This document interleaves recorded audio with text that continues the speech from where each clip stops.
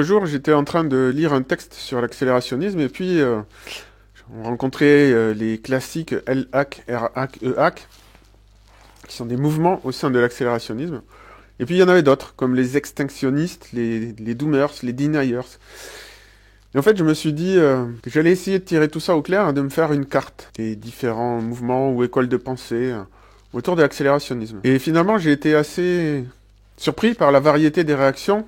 Et puis je me suis dit que ça pourrait vous intéresser aussi, notamment pour que vous sachiez comment vous situer par rapport à tout ça. Et en plus, il y a un autre intérêt, enfin une petite parenthèse à la fin, c'est que ça permet de relire les vieilles postures politiques ou philosophiques à l'aune de l'accélérationnisme.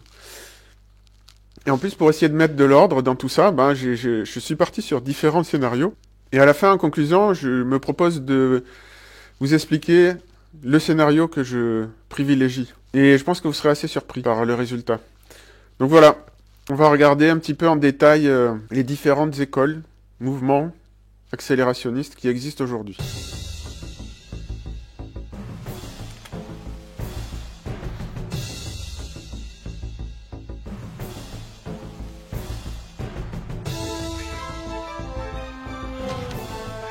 Alors là, je vous montre le résultat final, mais j'ai quand même un petit peu tâtonné pour arriver là. Finalement, quelque chose d'assez simple. Comment j'ai procédé? En fait, je suis parti du fait que j'apprécie pas le classement politique général en gauche-droite. Je le trouve complètement illisible, sachant que ça change au cours du temps. Donc, en général, je me dis, mais moi, ce qui m'intéresse, c'est pas de savoir si une personne elle est de gauche ou de droite, c'est de savoir son positionnement sur un sujet particulier. Je veux savoir ce qu'elle pense de l'immigration, je veux savoir ce qu'elle pense des inégalités, je veux savoir ce qu'elle pense de la souveraineté, par exemple. Mais je m'en fiche de savoir gauche-droite. En fait, pour moi, ça ne veut pas dire grand-chose. Donc je me suis dit, je vais partir de scénarios. Et donc là, je vous propose plusieurs scénarios. Et je ne suis pas 100% satisfait de ça non plus, parce qu'on pourrait dire, au sein de différents scénarios, il y a différentes possibilités, il y a des sous-sujets, c'est pareil, par rapport au progrès technologique. On pourrait dire que l'immortalité, c'est un sujet en soi. On pourrait dire que la conquête de l'espace, c'est un sujet en soi. On pourrait dire que l'écologie, c'est un sujet en soi, etc., etc. Mais en fait, il y a quand même un déterminant général à tous ces sujets, c'est l'IAG, l'intelligence artificielle générale ou la superintelligence. Tous les scénarios, quelque part, sont surdéterminés par celui de l'IAG. Donc j'ai classé les scénarios par rapport à l'IAG, du plus défavorable au plus favorable. Le plus défavorable, c'est que l'IAG nous amène à la destruction pure et simple de l'humanité.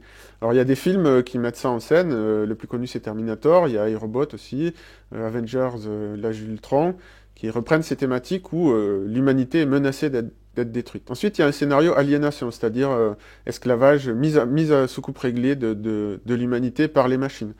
Donc le film archétypal, c'est Matrix. J'ai mis un scénario absorption. Donc l'humanité ne disparaît pas, mais elle est fusionnée avec les machines. Et là, il y a un film qui dépeint ça. Il y en a peut-être d'autres, mais c'est celui qui m'est revenu. C'est Star Trek First Contact, dans lequel Jean-Luc Picard est absorbé par le collectif des Borg. Et donc ça met en image un peu ce que ça pourrait être, ce genre de scénario. Une espèce de fusion, plus ou moins à part égale, entre l'homme et la machine. Il y a un scénario qui est neutre, qui est ni favorable ni défavorable, c'est qu'on n'atteint pas l'IAG. Et là, j'ai mis deux films qui n'ont rien à voir, enfin Star Trek, les films Star Trek, il n'y a pas d'IAG dans Star Trek, mais il y a quand même des progrès technologiques. Et de l'autre côté, c'est aussi une possibilité, c'est-à-dire que si on ne parvient pas à l'IAG, en fait, ça veut dire que le capitalisme, quelque part, va stagner, et il ne peut pas stagner, et ça aboutirait inévitablement à l'effondrement. En fait, si on ne poursuit pas les innovations, les ressources finissent par s'épuiser, et ça aboutit à l'effondrement. Donc, c'est le scénario où il n'y a pas d'IAG, en fait, il pourrait quelque part se redécouper lui-même en différents sous-scénarios. Mais bon, bref, là, j'ai fait simple. Donc, scénario, on n'arrive pas à l'IAG. Ensuite, scénario cyborg. Donc on est moins mélangé qu'avec dans le scénario absorption. Disons que c'est plus, ça va dépendre des gens. Ça va aller de ceux qui se feront remplacer beaucoup d'organes, peut-être pour prolonger leur vie, à ceux qui resteront globalement plus ou moins humains. L'exemple, dans les films, on retrouve ça dans Robocop, qui est pas mal au niveau du cyborg. C'est un bel exemple, un beau film en plus. Ghost in the Shell, qui décrit une société avec des cyborgs aussi, euh, où le curseur il est placé à un autre niveau. Alita Battle Angel aussi, pareil. Donc là, il y a des films comme ça, il y en a plein. Ensuite, il y a le scénario cohabitation. L'humanité reste plus ou moins ce qu'elle est actuellement, et elle cohabite avec les machines. Donc là, il y a deux films. Il y a Her, qui est vraiment génial comme film. Je vous invite à le voir si vous l'avez pas déjà vu. Je spoile pas, mais en l'occurrence, les humains restent humains et les machines font leur truc. Et Wall-E aussi, où c'est pareil, les humains restent humains et les machines elles font leur truc de leur côté. Enfin, il y a le scénario alignement. Dans ce cas-là, bon, les humains restent humains, évidemment, mais les machines sont totalement soumises, entre guillemets, aux intérêts des humains. Dans le scénario cohabitation, les machines elles peuvent éventuellement faire leur truc dans leur coin et nous dans le nôtre. C'est pas forcément... on ne partage pas forcément des intérêts communs. Alors que là, dans l'alignement, les machines s'occupent de nous, ou nous protègent, ou font les choses dans notre intérêt tel que nous les percevons. Et là, il y a pas beaucoup de films qui vont sur cette voie-là. Il y a Transcendance, qui est avec Johnny Depp, qui est un beau film. Et j'ai mentionné Asimov aussi, parce que finalement, ces livres explorent justement la possibilité de cet alignement, à travers les trois lois de la robotique et toutes les exceptions qu'il parvient à mettre en scène dans ces livres. Alors, un peu naïvement, on pourrait se dire que le gros des gens va se situer, on est contre les scénarios défavorables et on est pour les scénarios favorables. Et en fait, on va voir que c'est pas du tout le cas, que l'accélération est perçue de manière très très différente par les gens, et il y a vraiment toutes sortes de réactions, et que en fait, tout l'ensemble du tableau est rempli. Vous allez voir que on trouve des gens un peu partout. Alors on va commencer. Alors d'abord, je mets ici, c'est un peu compliqué à expliquer, mais les bioconservateurs et les humanistes. C'est-à-dire, ce sont ceux qui veulent que l'humanité reste telle qu'elle est actuellement. Globalement, ils sont évidemment contre tous les scénarios de destruction, d'aliénation, d'absorption, voire en grande partie, ils sont contre les scénarios cyborg, voire même, pour certains, les scénarios cohabitation. Et il y a une partie qui serait quand même favorable si on arrive à aligner les IA. C'est pour ça que j'ai fait cette patte ici pour ajouter, bon, je fais comme j'ai pu avec l'outil de présentation que j'ai, mais l'idée ici, c'est de dire que oui, si les IA ou les IAG nous aident, par exemple, à résoudre les problèmes de santé, à éliminer des maladies, ok, pourquoi pas. Finalement, ça ne touche pas l'humanité telle qu'elle est et ça améliore nos conditions de vie. Mais c'est vraiment le seul cas où les humanistes et les bioconservateurs seraient favorables. Sinon, dans tous les autres cas, la plupart du temps, ils sont contre, tout simplement. Alors, dans ce camp, entre guillemets, bioconservateur, on a certains, les doomers, qui pensent que le seul scénario possible, c'est la destruction, et donc qu'il faut, bien sûr, ne pas fabriquer ces IA. Et leur raisonnement, il est le suivant, en fait. C'est tout à fait plausible, en fait. L'idée, c'est que, à partir du moment où on atteint l'IAG, l'intelligence artificielle générale, ou la superintelligence, on perd la main dessus. On sera plus capable de la dominer, c'est elle qui va nous dominer. Et quelque part, c'est logique. C'est pas, si on atteint une IAG plus intelligente que l'humanité tout entière, à partir du moment où on a réussi à la fabriquer, elle va réussir elle-même à se fabriquer elle-même et à s'améliorer elle-même. Donc, et elle va aller beaucoup plus vite que nous. Donc, on perd directement la main sur elle. Et eux, donc, les doomers, ils pensent qu'à partir du moment où l'IAG atteint ce niveau, elle aura plus besoin de nous, et ça va nous mener d'une manière ou d'une autre à la destruction. Donc ça, c'est les doomers. Ensuite, on a, ici, je reviendrai plus en détail sur toute cette partie-là plus tard, mais grosso modo, là, je parle des plus connus. On a quand même pas mal d'humanistes bioconservateurs qui s'opposent aux transhumanistes. Aujourd'hui, c'est les catégories qui sont les plus connues actuellement. Donc les transhumanistes, eux, ils estiment qu'on peut utiliser les IA, en fait, d'une manière, et ils sont assez optimistes, pour améliorer les conditions de vie des humains, par exemple, les rendre immortels, leur donner de nouvelles capacités, etc., etc. Et j'ai mis en dessous les post-humanistes, alors, pour pas confondre les deux, mais ça fait aussi partie... en fait, les post-humanistes, ils peuvent être finalement un petit peu partout, mais je les ai plutôt mis côté... favorable aux IA et favorable aux scénarios favorables. Mais les post-humanistes ne sont pas des transhumanistes. En fait, les transhumanistes, ce sont des gens qui sont dans le prolongement des humanistes. En fait, ils veulent améliorer l'humanité. Les post-humanistes, ils remettent en question la définition de l'humanité, de ce que c'est l'homme. La définition des humanistes, évidemment. La définition qui a été fondée pendant les Lumières, entre guillemets, que l'homme est un être de raison, doué de libre arbitre, ça c'est remis en cause. Ensuite ici, j'ai mis les décroissantistes. Donc, ce sont bien évidemment des bioconservateurs. Ça peut être des humanistes ou ça peut être des pré-humanistes. Alors dans les pré-humanistes, on va mettre grosso modo ceux de l'ère avant l'humanisme, donc les religieux, mais ça peut aussi être des païens, des animistes. Il y en a ici.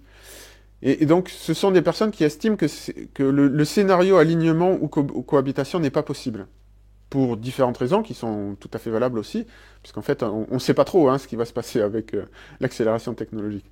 Et puis, tout le monde ne connaît pas l'idée de l'accélération, n'a pas la vision globale de la grande histoire depuis la naissance de l'univers jusqu'à aujourd'hui. Donc, forcément, il y a certaines personnes qui pensent que on va trop loin et qu'il faut inverser le système capitaliste et revenir à des états précédents. Alors, pour certains, ça peut être l'état avant les révolutions industrielles, ou bien ça peut être retourner aux années 50, par exemple.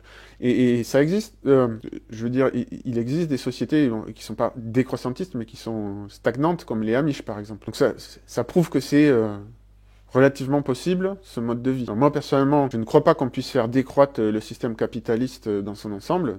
Qu'il y ait des niches décroissantes à droite, à gauche, oui, ça c'est possible, mais pas l'ensemble.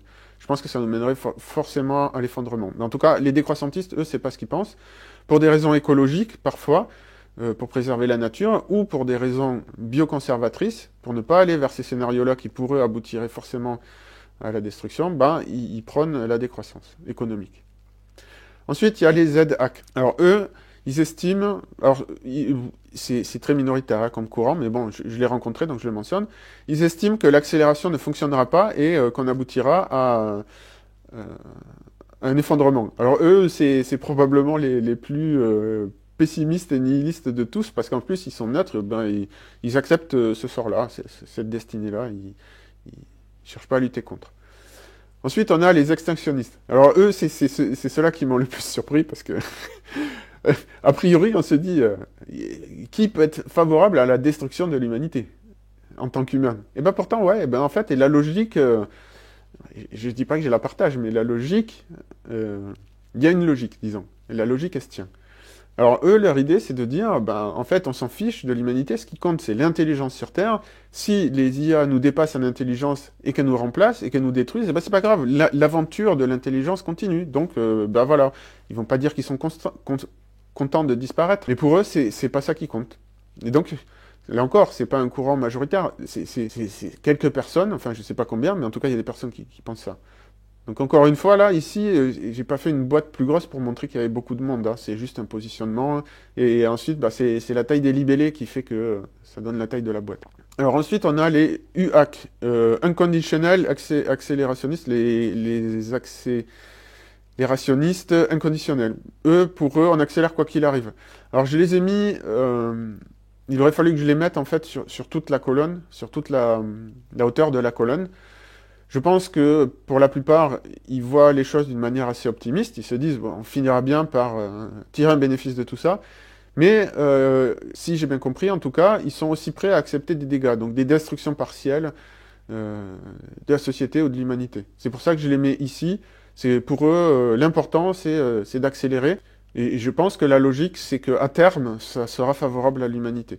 Parce que peut-être que certains se disent on n'a pas le choix pour résoudre les questions climatiques ou pour protéger l'humanité éventuellement de dangers divers et variés. En tout cas, il y a certains donc qui veulent accélérer quoi qu'il arrive. Moi, j'ai pas beaucoup lu sur eux, donc je peux pas en dire plus. Et si jamais il y a des UHAC parmi nous et que je dis des bêtises ou qui veulent préciser des choses, qui n'hésitent pas. Après, on a les deniers. Donc eux, ils pensent, ils sont passifs, mais ils pensent juste qu'on n'y arrivera pas. Et c'est tout à fait possible, en fait. Ils disent pas qu'on n'arrivera pas à faire des IA, ils disent qu'on n'arrivera pas à faire des IA qui dépassent l'intelligence de l'humanité. En gros, l'idée, c'est de dire qu'une intelligence ne peut pas inventer une intelligence qui la dépasse. Et pourquoi pas, ça s'entend comme argument. Moi, personnellement, je pense pas que ce soit le cas, mais ça se tient. Ensuite, on a les décélérationnistes. Alors eux, il aurait fallu que je fasse plutôt quelque chose, je reviens en arrière, plutôt quelque chose en diagonale en fait. L'idée, eux, c'est de dire, ils sont contre les scénarios défavorables et ils sont pour les scénarios favorables. Et eux, ils pensent juste qu'il faut pas aller trop vite, que si on va trop vite, on prend des risques de se retrouver justement dans les scénarios défavorables. Dans les décélérationnistes, on a par exemple Elon Musk qui avait tenté après la sortie de ChatGPT, de mettre les IA en pause pour qu'on travaille justement à la question de l'alignement, pour régler la question des éthiques des IA. Alors Musk, lui, il soutient qu'il nous faut des IA, c'est pour ça qu'il a inventé, c'est pour ça qu'il a financé Grok, la recherche de la vérité. Alors que les IA actuelles, c'est plutôt la recherche du politiquement correct, de ne pas offenser les gens. Et, et selon lui, ça, c'est un risque pour la société. Et c'est des arguments qui s'entendent. Bon, il faudrait que je développe plus là, plus en détail ces choses-là, mais grosso modo, c'est ça. Les décélérationnistes, peu importe qu'ils soient d'un bord ou de l'autre, l'idée c'est de dire, oulala, attention, il faut pas aller trop vite, sinon ça va nous péter à la gueule, en gros.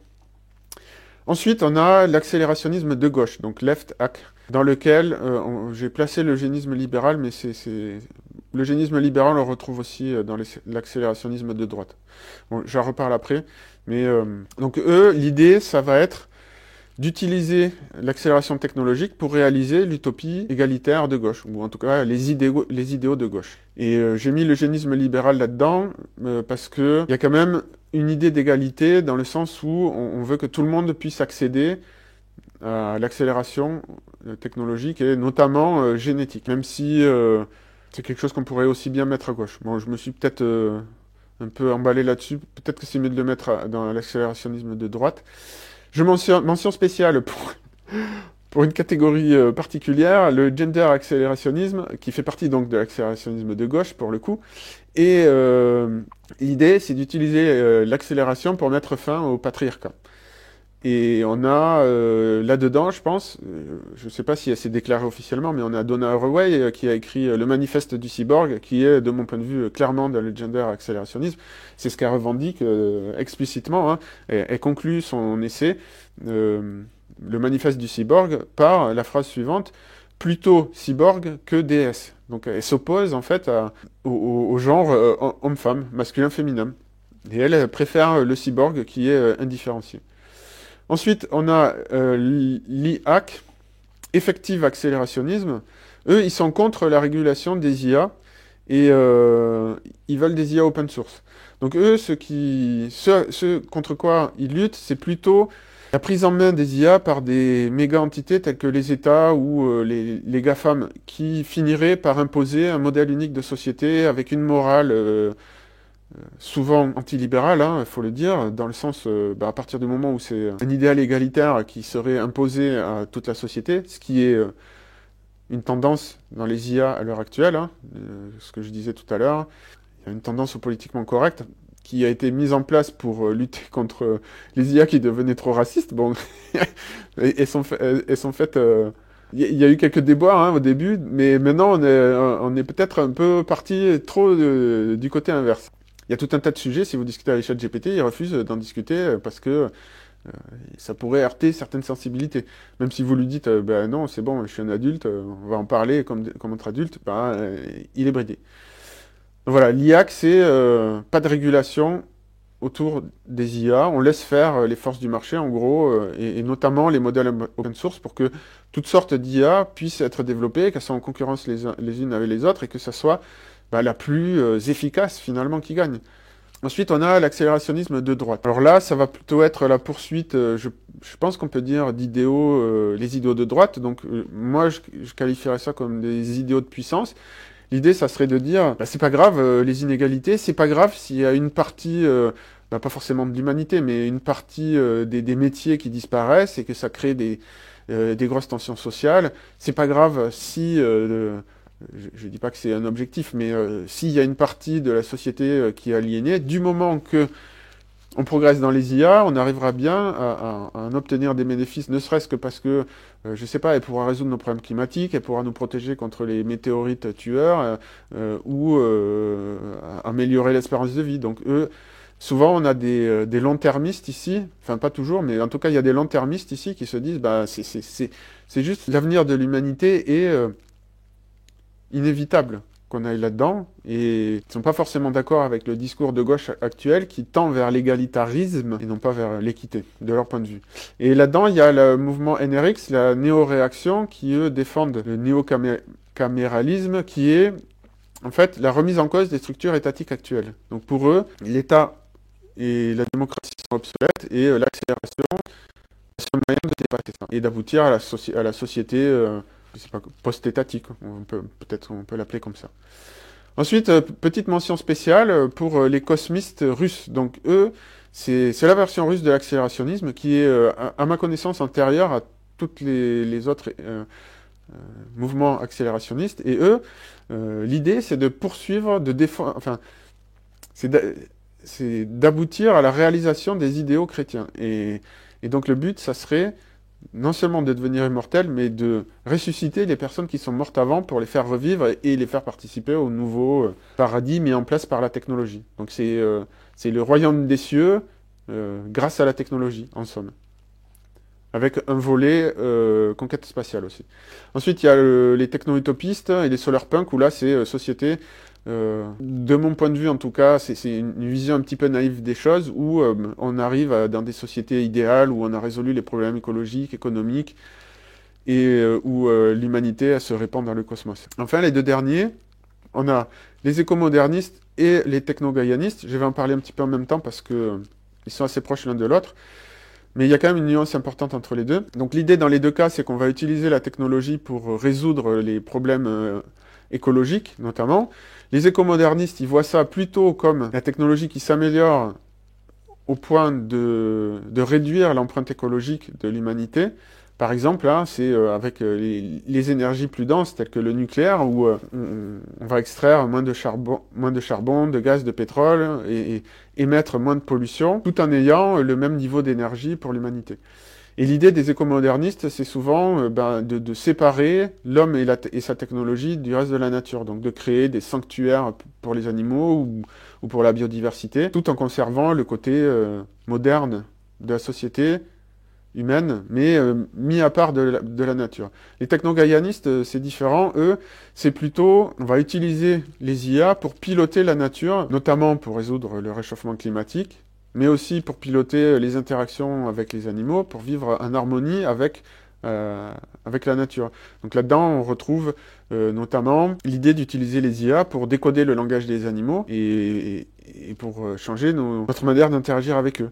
Et dans les deux cas, les écomodernistes et les techno-gaïanistes, ils sont pour la propagation, pour que la technologie aide à la propagation de la vie qui a démarré sur Terre, dans le reste du cosmos. Donc ils seraient favorables à la terraformation de Mars ou s'il y a d'autres zones habitables d'aller s'y implanter. Voilà, on a fait un tour de tous les mouvements, en tout cas tous ceux que j'ai pu repérer, autour de l'accélérationnisme. Et maintenant, on va conclure.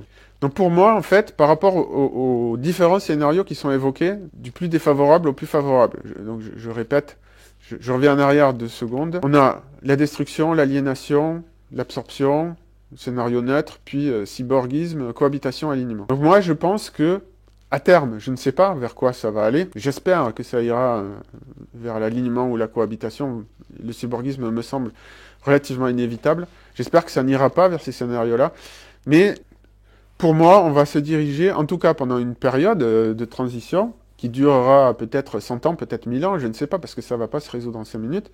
En tout cas, dans un avenir prévisible, on va rentrer dans un monde où les différents scénarios vont cohabiter entre eux. Je pense, malheureusement, qu'il y aura des parties de la société, de l'humanité ou de l'activité économique qui vont être détruites par l'arrivée des IA. Je pense que l'aliénation, ça va être un problème dans lequel on va se débattre pendant un moment. Parce que clairement, il y a déjà ces forces-là à l'œuvre dans le monde actuel. Hein. J'en reparlerai, j'expliciterai ce sujet-là. Le scénario absorption, bon, aujourd'hui, technologiquement, on n'a pas ce qu'il faut pour. On n'est pas capable de se transférer, de transférer notre conscience sur des puces dans des ordinateurs ou quoi. Donc, bon, celui-là, ce scénario-là, pour moi, il est très hypothétique parce que, de mon point de vue, bon, ça, c'est tout un sujet qu'il faudra que j'ouvre aussi, mais ça découle d'une vision matérialiste qui est erronée. Et bon, il y a des arguments à l'appui. Bon, je sais qu'il y a aussi des controverses, mais bon, j'expliquerai mon point de vue là-dessus une autre fois. Après, les autres scénarios, cyborgisme, cohabitation, alignement, on est déjà dedans, on va se débattre avec ça c'est sûr. Mais on va pas cohabiter pareil partout. Les IA seront pas alignés avec tout le monde de la même manière, déjà parce qu'on n'est pas nous-mêmes alignés les uns avec les autres. Et le cyborgisme, ça a déjà commencé. On voit déjà des tendances, notamment dans les sports de haut niveau, où il y a quand même des petites tendances à s'augmenter. Alors est-ce qu'il y aura des compétitions entre humains augmentés, des compétitions entre humains dopés et des compétitions entre humains naturels et on fera plusieurs catégories, je ne sais pas. Mais il y aura toutes sortes, tous les scénarios pour moi vont cohabiter globalement. Il y aura même des zones de la planète qui refuseront les IA. Et encore plus les IA généralisées, un peu comme les Amish aujourd'hui, ils refusent certaines technologies. Ou comme les aborigènes, ils restent avec leur mode de vie ancestraux. Donc en fait, pendant, je pense, plusieurs générations, on va avoir tout ça, tous ces scénarios-là. Même s'il y avait une IA, une IAG, une super IA qui émergeait, je ne pense pas qu'elle parviendrait à se répandre sur l'ensemble de la planète d'un coup comme ça du jour au lendemain, parce qu'il y a quand même des réalités physiques. Il faut construire des infrastructures. La connaissance, elle s'acquiert pas comme ça par un coup de baguette magique, il faut la tester, on émet des hypothèses et on les teste dans la réalité, donc tout ça va prendre quand même beaucoup de temps. Même si on a une IAG, ça veut pas dire que du jour au lendemain, elle va se mettre à dominer la planète d'un coup. Donc pendant, encore une fois, je le redis, un avenir prévisible pour les prochaines générations, on va avoir la cohabitation de tous ces scénarios. Après, peut-être qu'à un moment donné, ça va se stabiliser.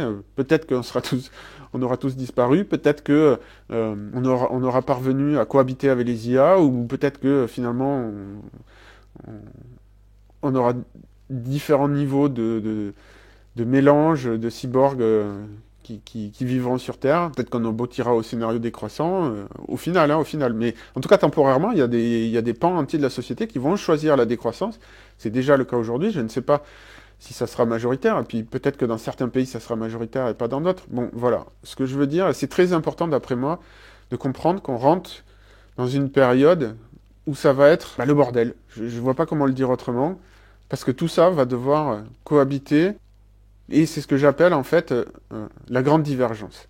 Je ferai d'autres vidéos dessus, au moins une, pour expliciter un peu tout ça. Et je voudrais aussi vous expliquer rapidement comment on peut relire les anciennes postures politico-philosophiques à l'aune de l'accélérationnisme.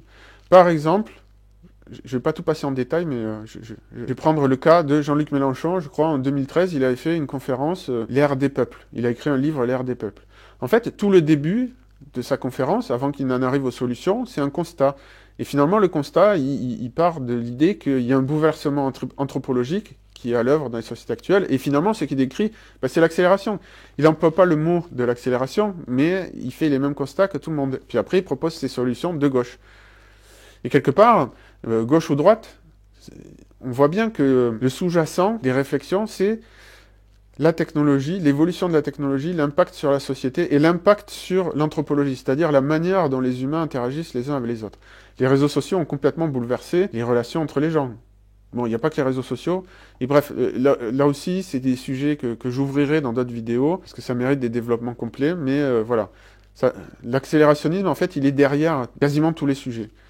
Les humanistes, évidemment, eux, ils sont déroutés par ce qui se passe, par les nouvelles découvertes scientifiques qui remettent en cause de manière très très profonde le paradigme humaniste. Et comme je le disais, ils ont tendance à mettre un petit peu dans le sac anti-humaniste toutes les postures qui ne sont pas humanistes. Donc les transhumanistes, les post-humanistes, les post-modernistes, les métamodernistes, et il y en a plein d'autres. Ils ont tendance un peu à les mettre tous dans le sac anti-humaniste. Et on voit bien qu'il y a quand même un gros désarroi chez les humanistes. En tout cas, la clé de lecture accélérationniste, ça permet d'avoir une lecture beaucoup plus riche des débats philosophiques, et notamment qu'il y a des humanistes qui s'expriment. Et de repérer toutes les confusions qu'ils font, parce qu'il y en a beaucoup, de mon point de vue.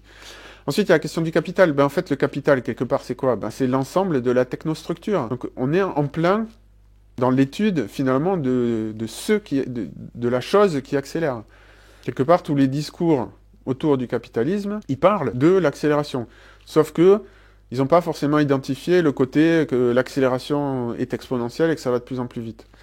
Et il y a une autre chose aussi, c'est que souvent, tous les discours autour du capital considèrent que l'humain a son mot à dire, en fait. Ils ne pensent pas que c'est un processus physique lié à l'évolution, à la circulation de l'information. Ils pensent que c'est entre nos mains d'humains qu'on peut y faire quelque chose. Et je dis pas qu'on peut rien y faire, mais c'est plus compliqué que ça. Disons que c'est quand même en grande partie un processus relativement autonome qu'on peut éventuellement diriger, ça éventuellement qu'on a notre mot à dire, mais par contre, il semble bien que ce processus, il se passerait de la même manière, il s'est déjà produit finalement tout au long de l'histoire, et il n'y a rien de vraiment différent de ce qui se passe actuellement avec nous.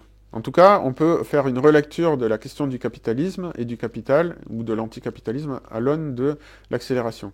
La collapsologie, ben, là c'est pareil, en fait, elle est complètement intégrée dans l'idée d'accélérationnisme, sous la forme des risques existentiels. Les accélérationnistes, en tout cas, pas tous, mais il y a une grande partie qui ne nie pas du tout le fait que les IA, qu'il y a un risque immense derrière les IA.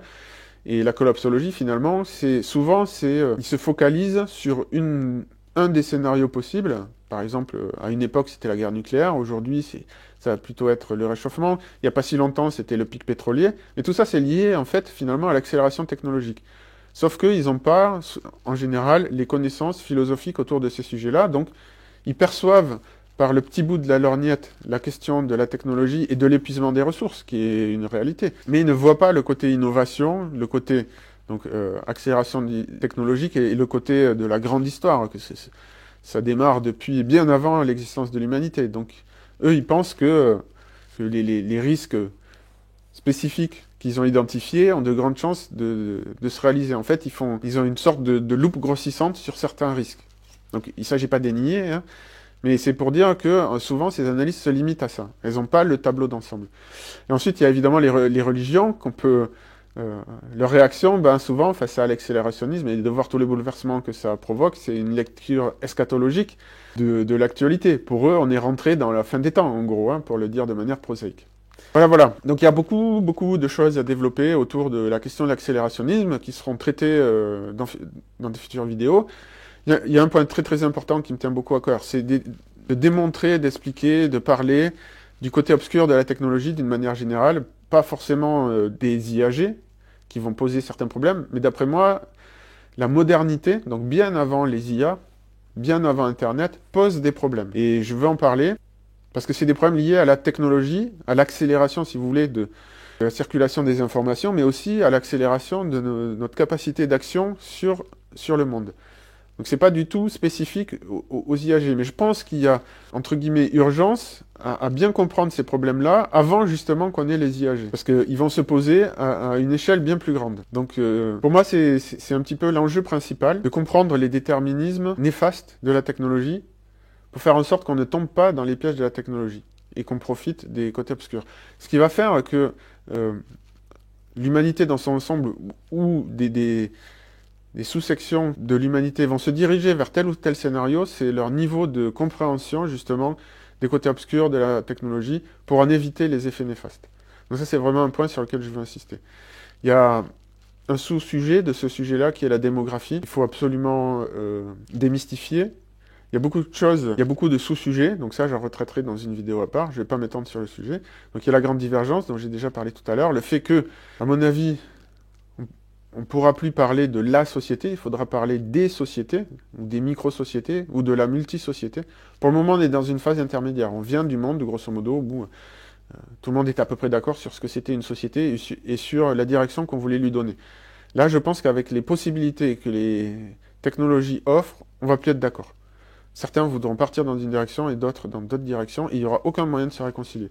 On ne pourra pas se réconcilier comme on l'a fait jusqu'à présent, par le dialogue, parce que finalement, jusqu'à maintenant, les enjeux c'était comment on va faire pour pas se faire la guerre, comment on va partager les ressources créées par la machine capitaliste. Bon, ça va, c'était des problèmes qu'on pouvait résoudre avec un peu d'huile de coude et un peu de bienveillance. Et là, ça va être différent. Bon, c'est la thèse que je développerai plus tard dans une vidéo dédiée, même peut-être plusieurs vidéos. Et enfin aussi, je voudrais insister sur un dernier point, parce que souvent on parle de la guerre des humains contre les IA dans les scénarios défavorables. Et je pense que c'est pas comme ça que ça va se passer. En fait, à mon avis, il y aura une guerre entre les IA. Pareil, je développerai ça dans des vidéos futures. Et les humains seront des pions dans ces guerres-là. Mais le vrai sujet, c'est les guerres entre les IA et non pas les guerres entre les humains et les IA. Voilà, donc je vous ai donné mon avis. J'insiste.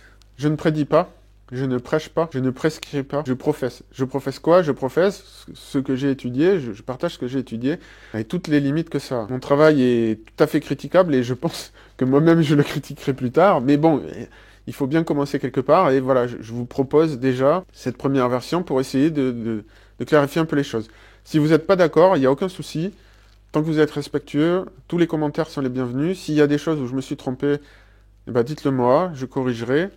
avec plaisir. Comme je vous l'ai dit, mon travail a pas mal de limites, hein. J'ai essayé de clarifier un peu les choses, mais c'est pas si facile que ça. Il y a beaucoup de nuances que j'ai pas pu inclure, parce que ben, c'est déjà une présentation assez longue. Voilà, n'hésitez pas donc à commenter. Si ça vous a aidé à y voir les choses un petit peu plus claires, avec tous les bémols que j'ai dit, hein, ne prenez pas tout ce que j'ai dit pour argent comptant, mais au moins savoir qu'il y a toutes ces variétés de réactions face à l'accélération, je trouve que c'est déjà pas mal. Si ça vous aide à réfléchir à vous, comment vous positionnez, vous dire, ah ben tiens, j'avais jamais pensé à l'existence de cette possibilité de réaction face à l'accélération, et ben déjà, pour moi, mon travail aura servi à quelque chose. Si vous avez apprécié, n'hésitez pas à liker, partager.